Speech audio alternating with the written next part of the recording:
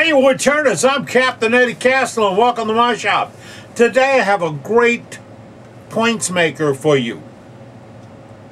If your wife, like management is into sewing, they use these sticky things. She leaves them all around to get my attention, called pins. And she's got these pouches full of walnut shells that she jugs them in to hold them.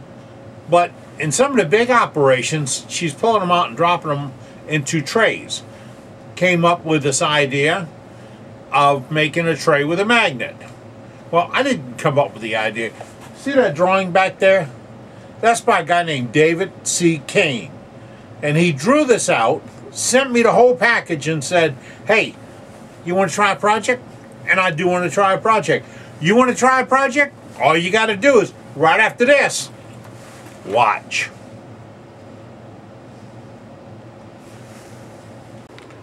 Hey Woodturners, I'm Captain Eddie Castle, and we're going to throw the commercial way up in the front this time because Big Guy Productions.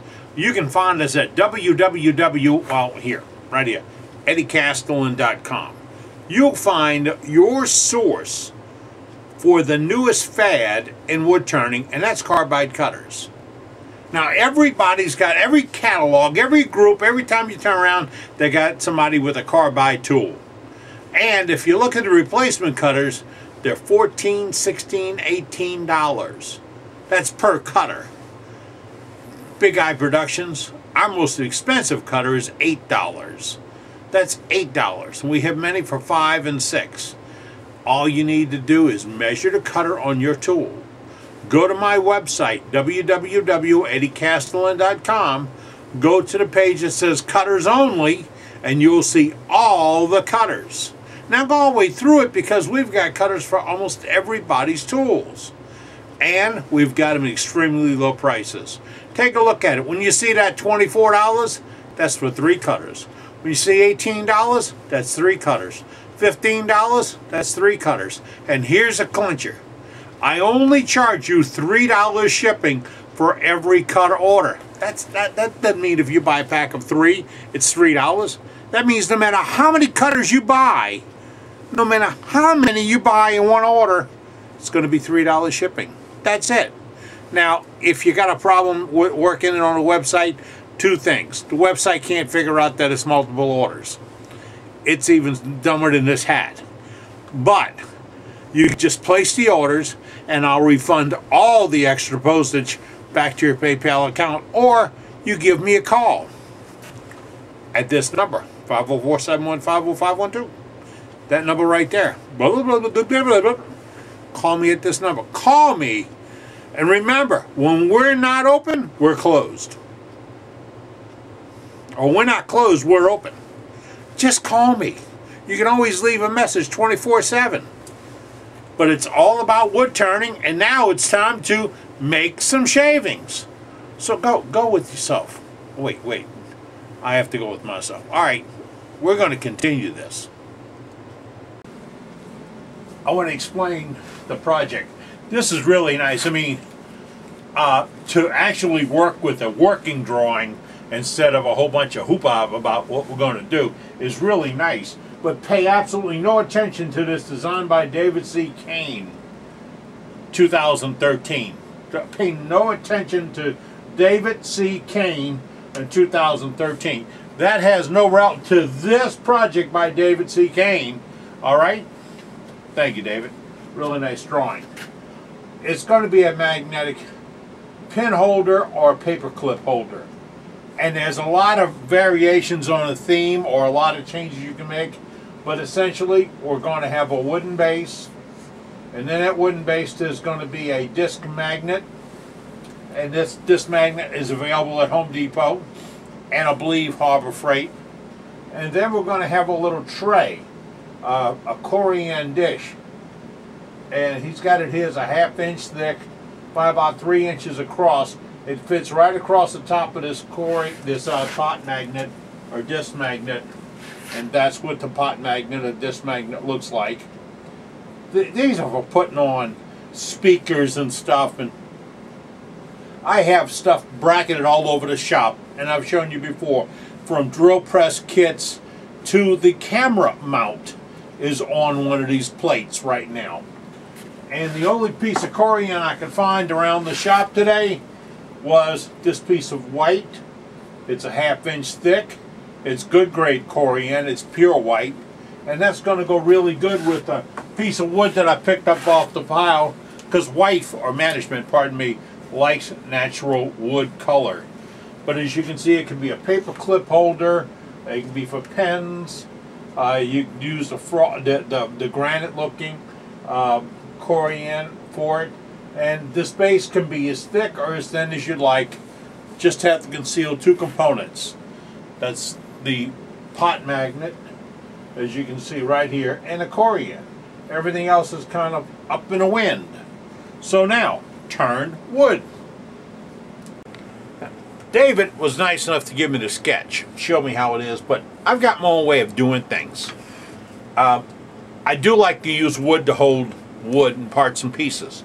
So we're going to start. This is a piece of 1.5 inches.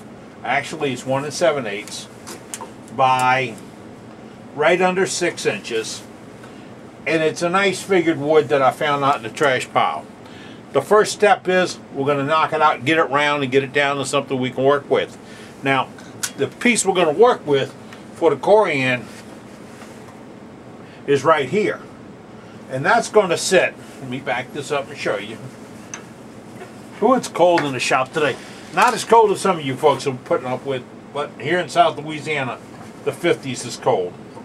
All right, we're going to knock it down and put about a 1/4 inch border after this is shaped up. Now, there's a couple of things we can do. But first, we're going to do the bottom. We're going to work from the bottom up, okay? And to do that, we're going to get this thing round, get it flat, put a depression that my chuck will fit into. Then we can flip it around and start actually getting into the design work of the piece. Speed on a lathe is about 1200 RPMs. I'm using my 3/8 inch Ellsworth gouge.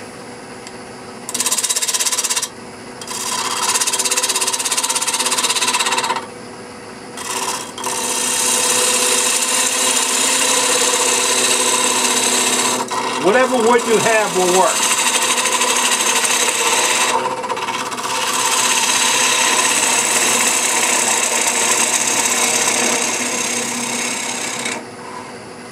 This has only been glued up for about 15 minutes.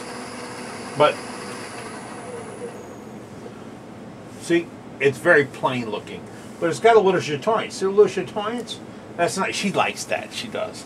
Okay, now, if I'm going to open up inside of the piece with my one-way jaws, this is the size of the opening. This is my tenon jig. That's the size of the opening I'll need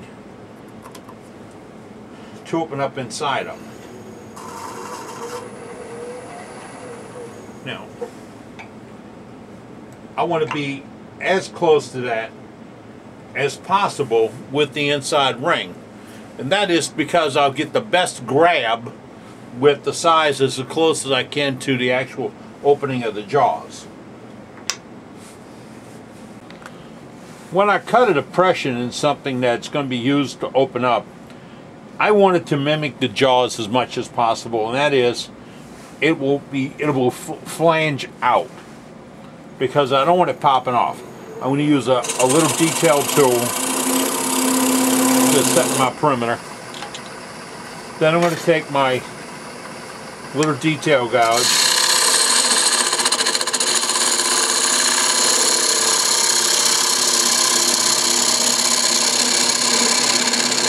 and keep in mind there are quicker ways to do this, but every cut is a practice cut. You get to feel how your tool works. You get to learn about the wood.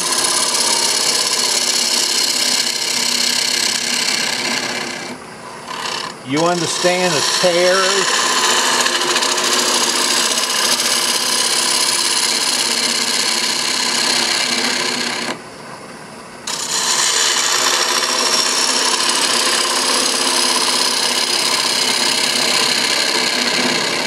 Now this whole project is great for the art markets and craft fairs. I'm going to have to move you so I can reach around you. I reach over and come back from the center towards the outside now with the same fingernail gouge with the same kind of grind. The cut is a slicing cut. It doesn't leave a lot of damage to the piece. And you can see it's very, very gentle. Too much wood, step out. Too much wood, step out.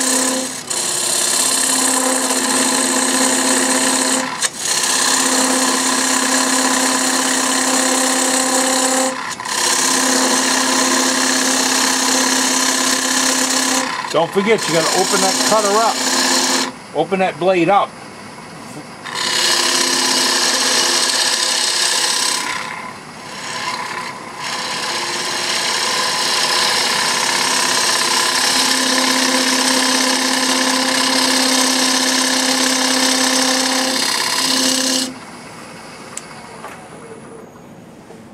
That's a nice smooth surface. Very clean. I got one little mark down in there. You can see it. See that little ring? Which is easy, very easy to take out. I just go right to the center.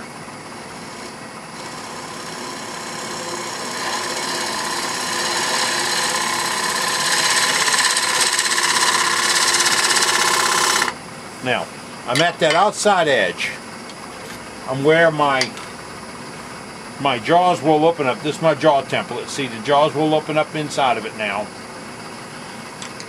But I want to pocket it in. I want to open it up like a dovetail.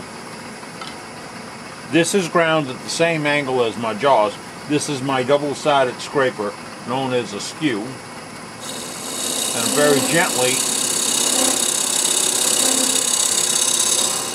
now when I get close, I'm going to raise it up in the back.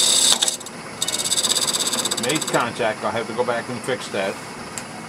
You see? See that little catch I got right there? But I can go back and fix that right now. But that's slightly dovetailed out.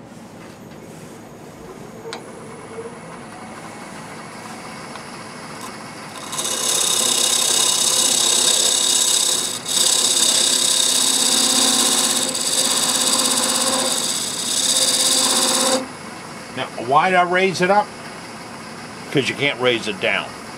It's an old joke from high school. I raised it so I would only be cutting on that corner and not with a full width. Now I'll take the detail gouge.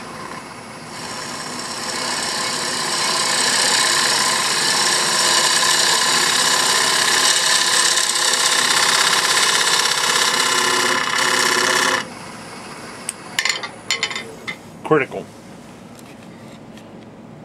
See if I can get you in there. See that corner down in there? That corner's got to be clean. You can't have a bump in there. You can't have a ridge or a high spot in there. If you do, it's going to mess up your jaws. This is the only time you'll get to work here. So let's get this ready. I do what I call a signature ring.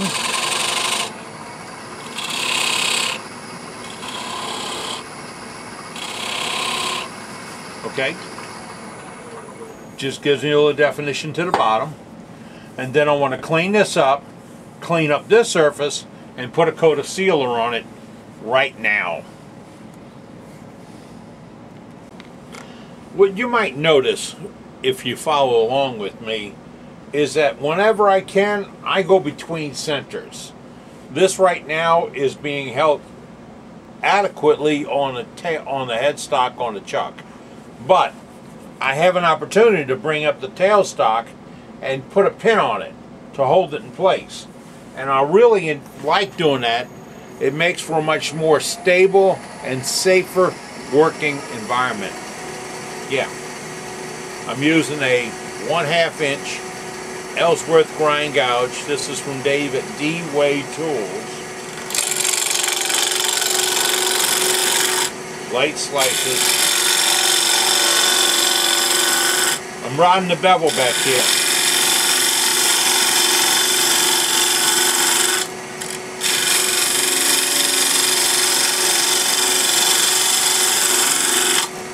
that was just to get it round. See, I'm round now. I'm going to go ahead and clean up across this face. That super glue that's breaking off.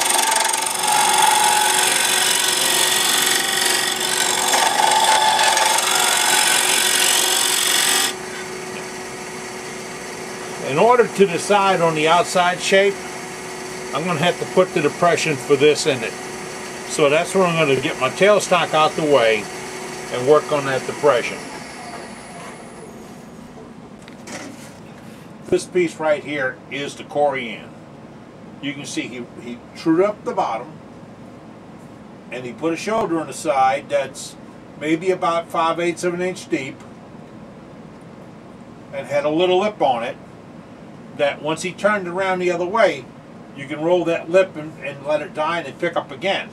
Well, we're going to do this step and this step on the top corner. We're going to do those two steps right now while we have control of the piece. It's mounted to a glue block. Wasn't a real great true-up job on mounting it to glue block because I didn't try to true it before. Very gently, scraping type cuts. If you hit it too hard and you hit a bump, it'll knock it right off. Or crack it.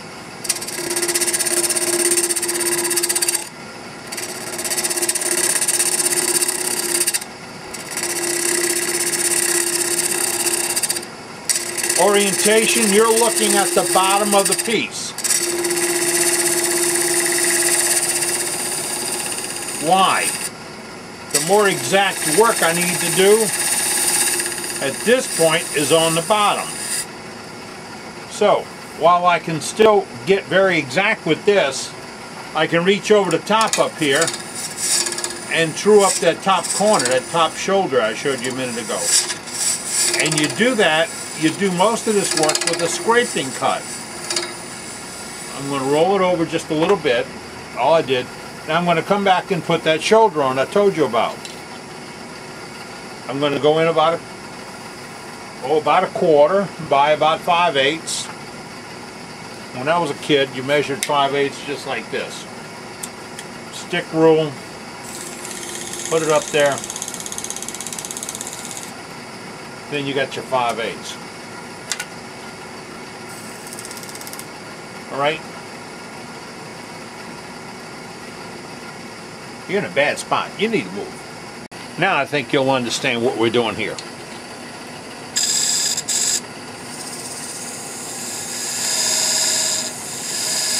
Going to go in about a 1/4 inch.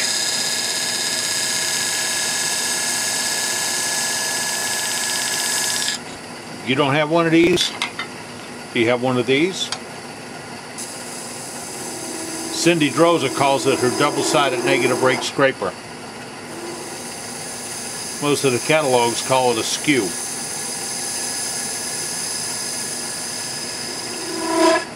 This material scrapes very nicely. You can change over and do a detail gouge.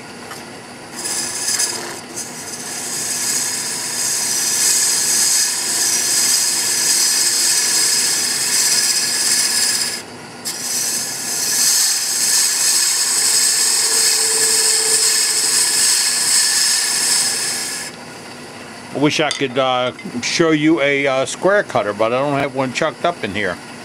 I don't believe I do. I don't. But that would work also.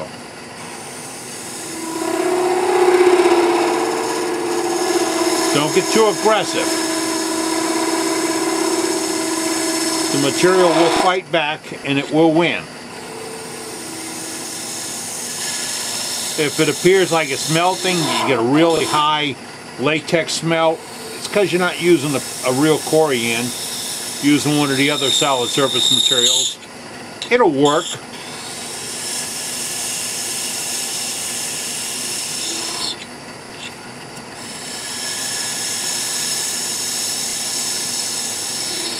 If you're looking for Corian,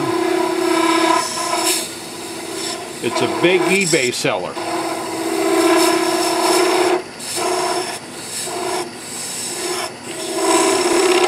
it appears like it is. There's a lot of it for sale on eBay. Once you get it all squared away, and by squared away, this surface right here must be straight. This must be cleaned and rolled around so you can pick up from the other side. Do a little light sanding on it, and this sands with regular paper. You don't have to wet it or anything. Doesn't even help wetting it. Make sure that's nice and rounded. Don't have to worry about this surface. This is all concealed. This is all concealed. All you want to do is get that piece that starts up over the top edge, so you don't have to fight it when you put it in the wood. This is ready for fitting. I'm going to part it off my glue block, and then we'll go back to the wood piece. All right?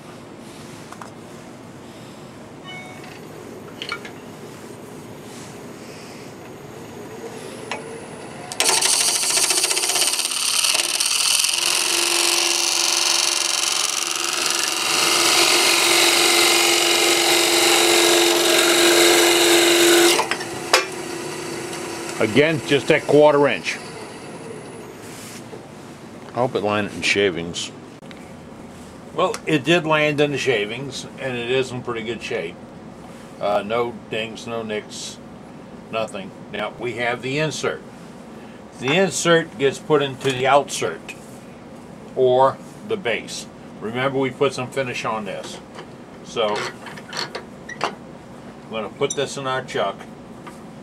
And because we did the dovetail, this is really held on there mechanically.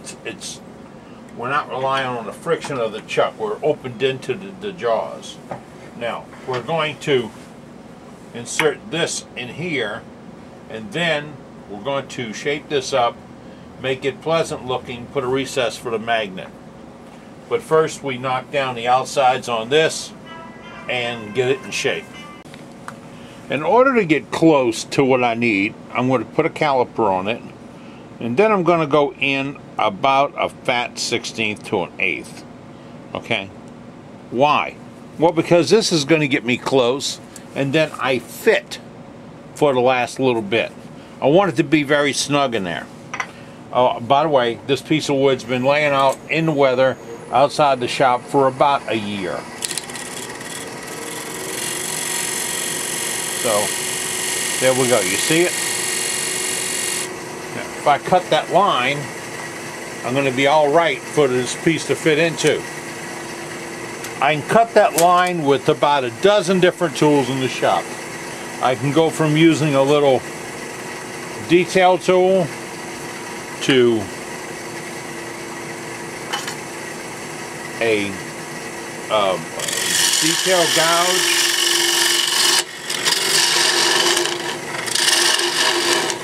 okay, to a carbide cutting tool,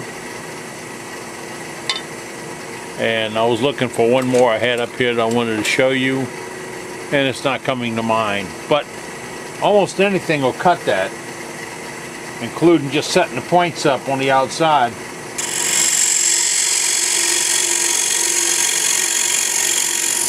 Using a skew. Okay. Just get some parameters and then start removing the inside. I always talk about how much fun it'd be to turn in reverse. And let me explain that. Turning in reverse. Somebody turned me on to this for hollowing a while back.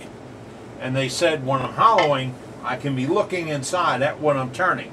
Well, it works good for other work also. Like right now, I want to take the bottom out of this and shape it up. Step one, I have to lock down that set screw on my chuck. Otherwise, turning in reverse, that chuck's going to come off with the impact and the vibration from the tool making contact. I'll flip it around to reverse, and now my piece is spinning that way. I can easily reach over here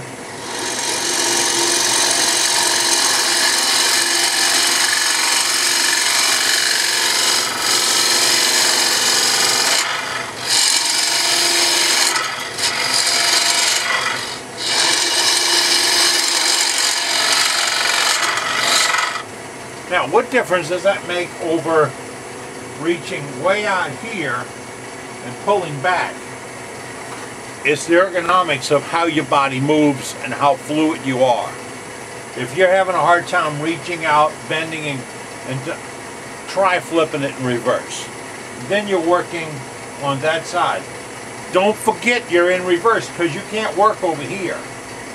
If you come over here and touch a tool, that tool's going to ride up. See it? Not very safe. So you have to remember that you're over there. And your tool rest must be able to get over there and work well. So that's all the reach I have. I'd have to change tool rest to get any more. Just thought we'd talk about that reverse thing for a second. Just so you know, I flipped it around and went back to forward. And when I'm playing around in reverse and doing that, my biggest problem is I forget it's in reverse. Then I wonder why things don't cut.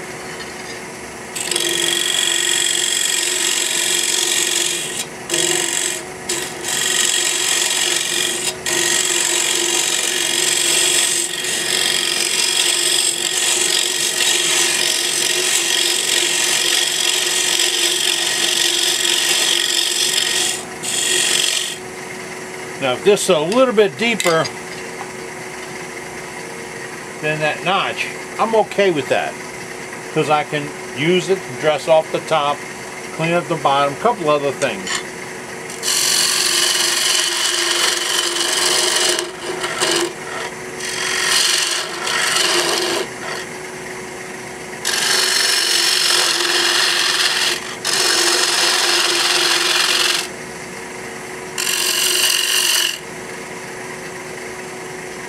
As you remember, I didn't get exactly the width. I came down a little bit, and with all the fitting and playing around, I'm about a 1/16 of an inch away. I just about get in there. So I want to reach out and clean it up. I can't use this little multi-tool. Overall length is only about 9 inches.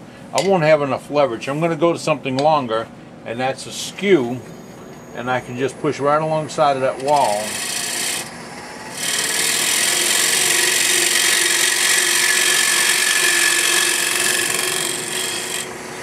And I know I get it cleaned up. Perfect. All right. I'm not quite as deep as I need to be. I need to go about another 1/8. I got an 1/8 of an inch crack you can't see. So I'm going to go that crack, that depth, and then clean this up a little bit, okay?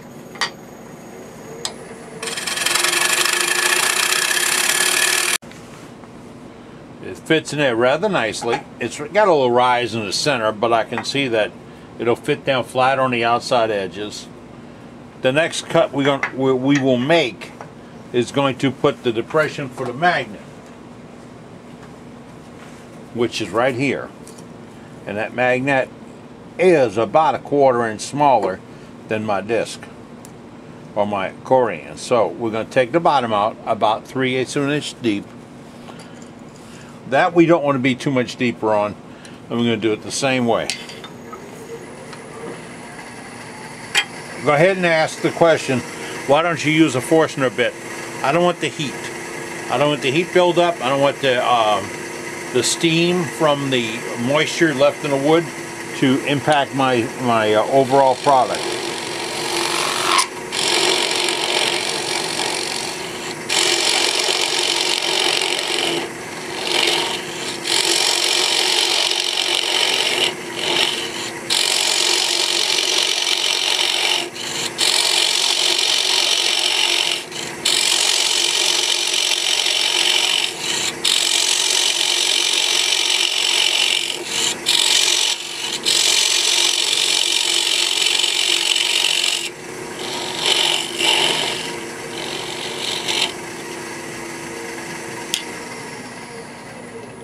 I'm going to answer a question I get asked a lot.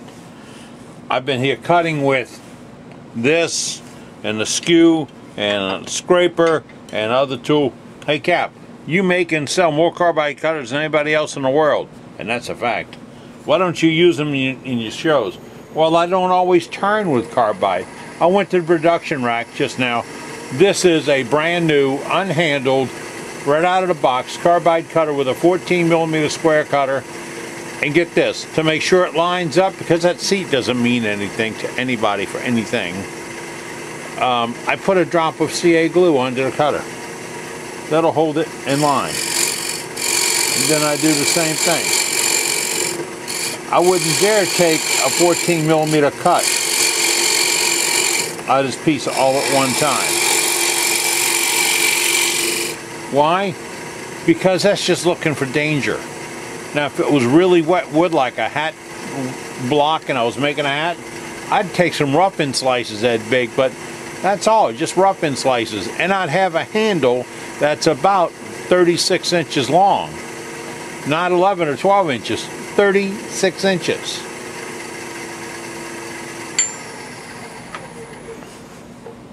I'm getting close on the fit for that magnet. See, it can stay in there right now, but a little bit too snug. And I'm looking at it. We're not going to be deep enough, so I'm going to put a little bit more depth on it, and just a smidge wider. Smidge is a technical term. Wider.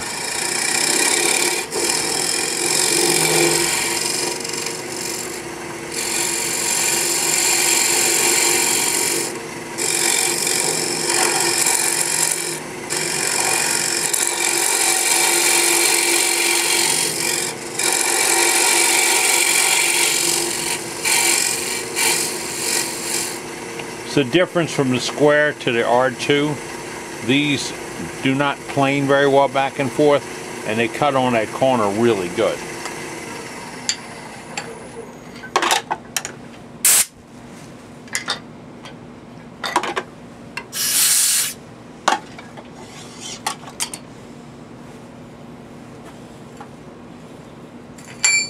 That magnet really sticks to that lathe bed, let me tell you. And anything else it makes contact with. Okay, I'm high in the center. I'm deep enough on the outsides it'll be completely recessed. So I'm going to take some center meat out, and we'll be ready to start putting some parts in here. I relieved the center a lot. I left the shoulder where the magnet's going to sit. Magnet with the magnetic side up, not the steel plate up. I'm finding it grips better that way. That's a friction fit. You can epoxy it in, but you don't have to. Then the corian is going to go right over the top of it. Now that's very close to the magnet. Very close. Within a 30-second. I don't want it to be proud of the magnet because it'll be up over the edge. And I'm really basing it upon the fit that I've had. But let's just, for grins and giggles, do a little math. I'm looking at right at 5/8 of an inch. And then I come over here and I'm looking at 9/16 of an inch. So I could do a little something on his face and push this down in there a little bit more. If I think I need to, we'll test it with something in a minute, see how much the magnet goes through once it's dished. But right now, the goal is to get the outside of this looking the way we want it to look. Got it? Got it. Lathe speed is currently at about 1100, 1200 RPMs. I'm going to take a Ellsworth and take some corners off. By the way, see what came up?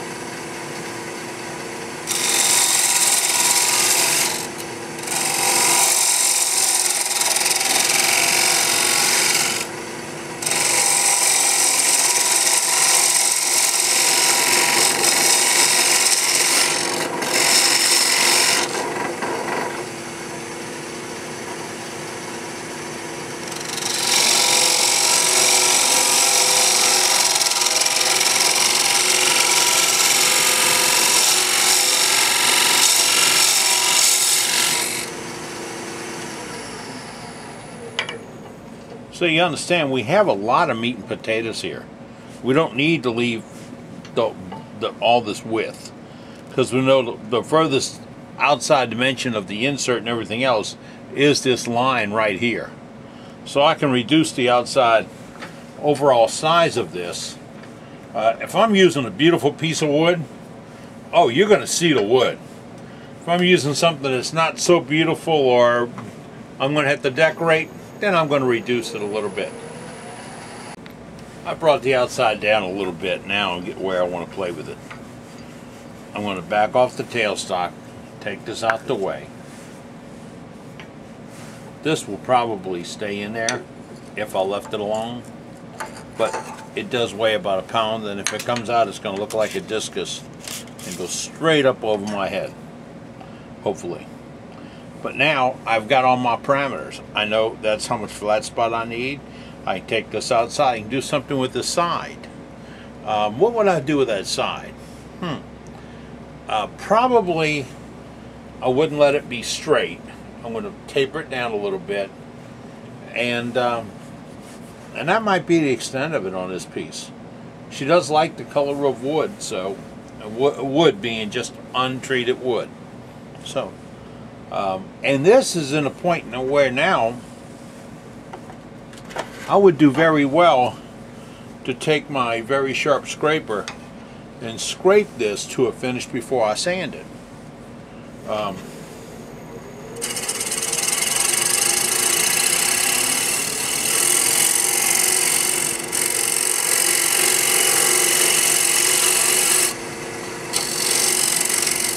Don't forget where the piece would sit.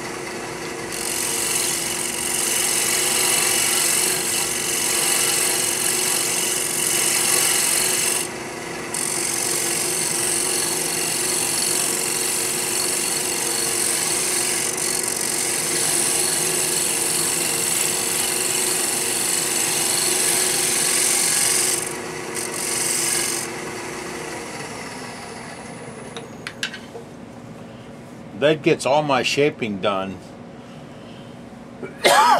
Eliminates any tears or damage I may have had from pulls, etc. And gives me a great basis to start sanding. On irregular shapes, with the sanding speed being right about 500 RPMs, I'm a great fan of the Siasoft flexible paper. This is 150 grit. You can see I get a real good cutting action on it.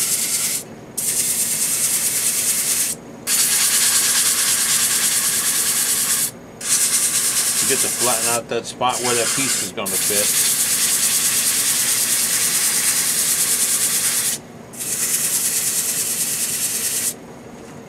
Then I'm going to step up to a 220.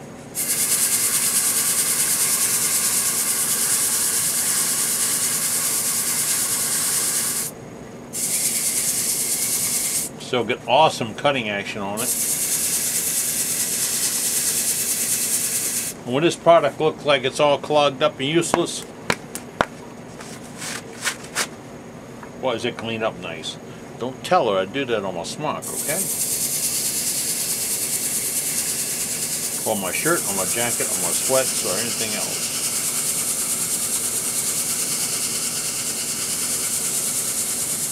Really good, still getting good cutting.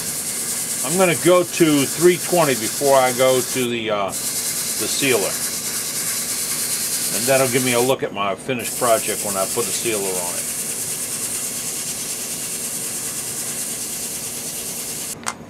When I said I go to my sealer and it gives me my first chance to look at the finish, it's because the finish isn't going to change much after I put the sealer on it. It's not going to darken, it's not going to lighten. If I have any tears or rips or anything else, they're going to show up with the sealer. Now, I would rub in 2-3 coats on it, but I can see that I don't have any tears or pulls from miscuts or bad uses of the tool. You get those. If you come across this in the wrong way, you could tear this grain out and you'd be sanding forever to get rid of it. That's why I scraped before I finished it up. Now I'm going to put a couple of coats on this, and I did this area because that's where the glue goes, or the adhesive, not a glue, the adhesive that'll hold in the corian over the magnet. I don't want it to be sucked in and not work, or all its solvents go away, and just ugly, useless. I just put the Corian in here on a friction fit with 2 layers of paper towels to hold it in place. I have to dish this out. I could also hold that Corian in one of the sets of jaws for my lathe. That would work. I could also have flipped it around, put it on a glue block, and dish this out, and then cut away the glue block and have the same thing. So there's several ways to get there. That's what makes it a great project. You can hone your skills and learn some things about ways that you've never worked before. I'll turn speed up a little bit.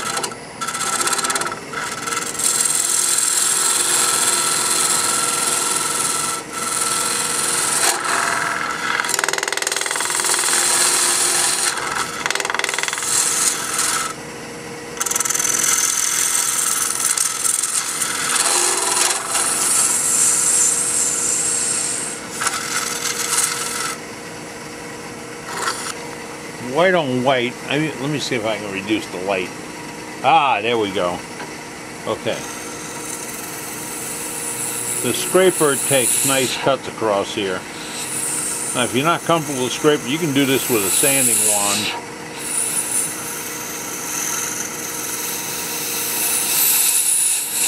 But you want to create a slight depression. Always consider you want to be cutting on a downhill push. When you get to the center,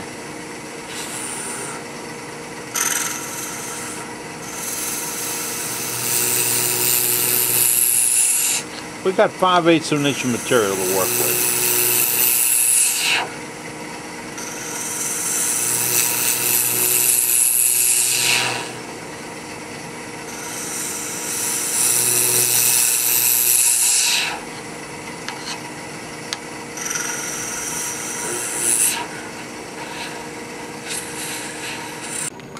I finished up the scraping. I have it scraped to probably about 1/4, 5/16 of an inch deep. This is a self-powered sander. We're going to put a little 220 on it. I have a drawing on how you make your own of these self-powered sanders, either for an angled to get inside of a bowl or to go straight on like this. And on my website I sell the bronze bushing and the rare earth magnet you need to put the package together. You snap in your pad and you go to turning, or sanding, pardon me.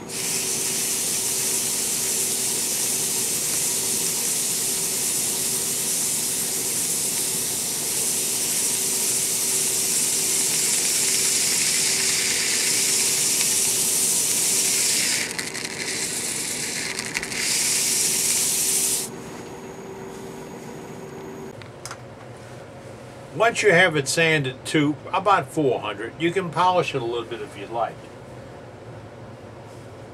And then ease it out. You see the jam chuck material was the 2 layers.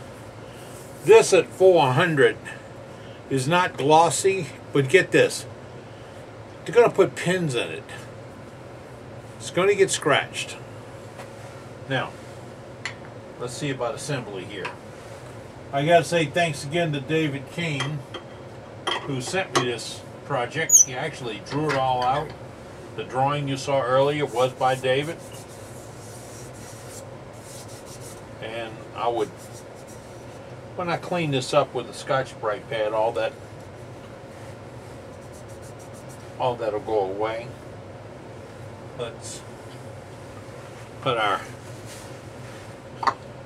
magnet in it. David recommends that you epoxy the magnet. You put epoxy here and you epoxy it to the insert, and then the insert, now snuck into the sewing studio, management isn't up there,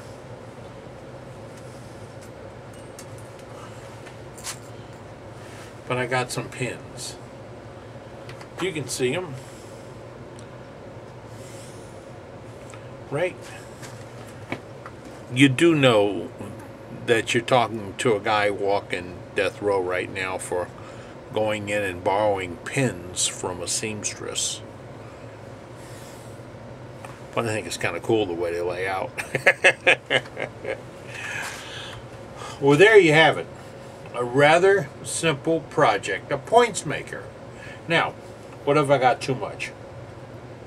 I can reduce it by 1/4 to 5 to 3/8 of an inch in thickness. Easy.